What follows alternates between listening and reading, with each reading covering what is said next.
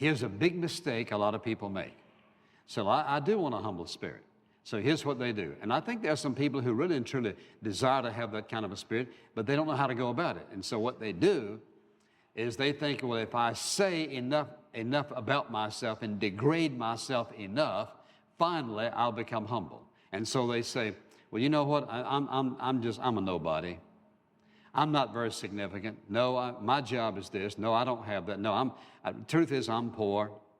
I work over here.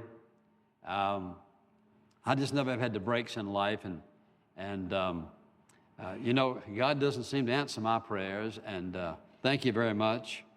And so they're just in a negative mode. Now that's the way they feel. So I'm not being critical. That's the way they feel. That's exactly what they think. They just never get anywhere in life, and that's just the way it is. And so their idea is if I can get myself low enough and think badly enough about myself, that's a pretty good sign that I have a humble spirit. No, it's not. You see, that's not the way you approach it. Now, surely when you and I do something that is not right, some form of weakness flops up in front of us, or we sin against God in some way, we need to deal with that and confess it, and repent of it, absolutely. But think about this. For example, if your prayer life is majored on, first of all, you begin your prayers, God, here comes your unworthy, sinful servant. God, you know my guilt, my past, my sin, my disobedience. I'm insignificant. I'm a nobody, Lord. Could you possibly hear my prayer?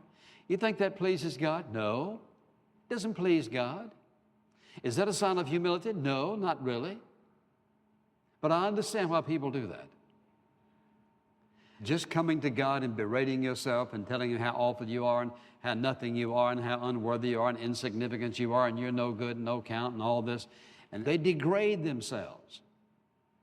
And that's not necessarily a spirit of humility. Now watch this. There is a false sense of humility.